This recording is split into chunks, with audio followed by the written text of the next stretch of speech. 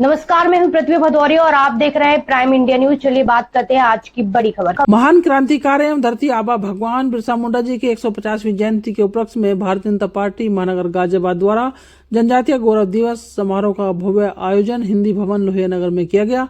कार्यक्रम का शुभारंभ वंदे मातरम गीत और सरस्वती वंदना के साथ हुआ। तत्पश्चात उत्तर प्रदेश के उप मुख्यमंत्री माननीय श्री ब्रजेश पाठक जी सहित मुख्य अतिथिगण, मंत्रीगण, सांसद एवं विधायकों ने दीप प्रज्वलन कर भगवान बिरसा मुंडा के चित्र पर माल्यार्पण कर श्रद्धांजलि अर्पित की।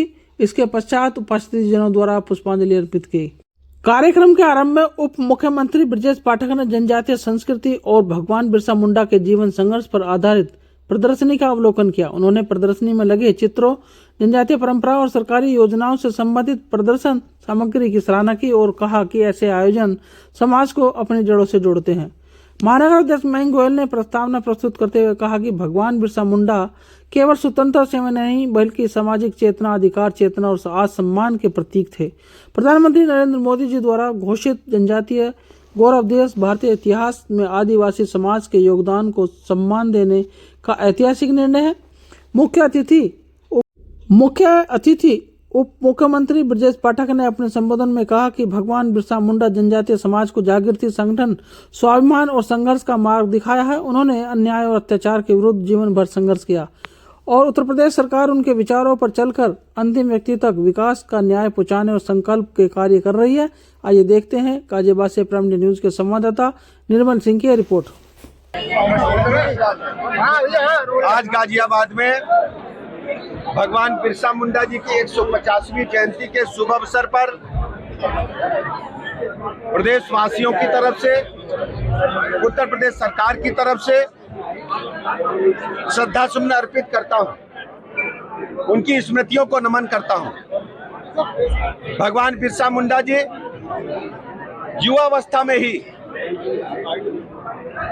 देश के गरीबों के लिए, वंचितों के लिए, पीड़ितों के लिए, जनजाति लोगों के लिए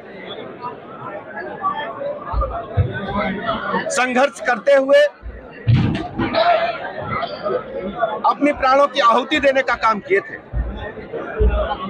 उन्होंने सबसे बड़ा मूवमेंट स्वतंत्रता के लिए चलाने का काम किया था, आजादी के लिए चलाने का काम किया था।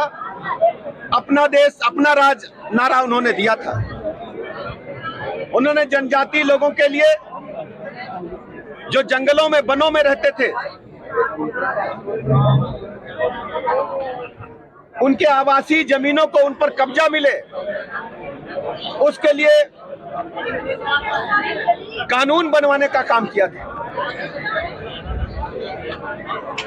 घुमंतु जनजाति लोगों के लिए उनके संघर्षों को आज भी हम सब याद करते हैं।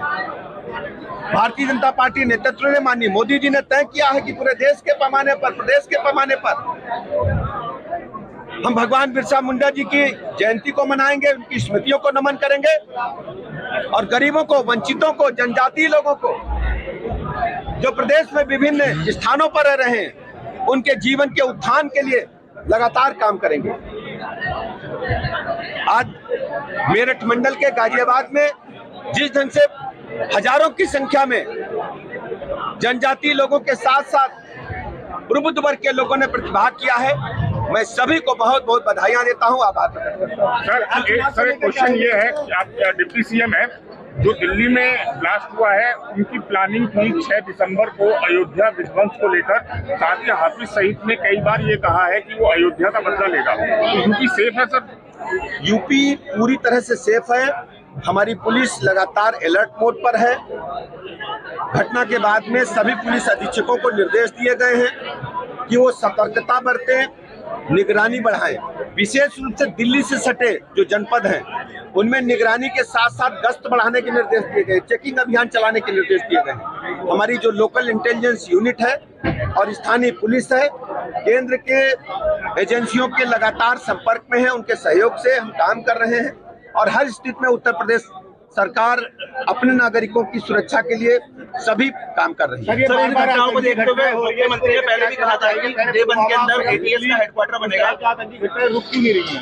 देखिए, आप जानते हैं कि लगातार जो बड़ी एजेंसियां इसमें जांच कर रही हैं और जांच रिपोर्ट आने के बाद ही इसमें कुछ कहा जा सकता है। सर, देवबंद के अंदर एटीएस का हेडक्वार्टर बनना था। एक जो आरोपी पकड़ा गया वो सहारनपुर से पकड़ा, इसके पास है। शीघ्र ही आपको सूचना मिलेगी। बिहार चुनाव को लेकर क्या कहेंगे? बिहार में 14 तारीख को प्रचंड बहुमत के साथ एनडीए की सरकार बनने जा रही है। साहेबाबाद में मेडिकल कॉलेज बनना था, एम्स की यूनिट बननी थी, वो नहीं बन पाई। उसको लेकर क्या कहना चाहिए आप स्वास्थ्य मंत्री? शीघ्र ही हम चर्चा करके बताएंगे, बहुत शीघ्र। खबरों के लिए हमारे साथ जुड़े रहिए और देखते रहिए प्राइम इंडिया न्यूज।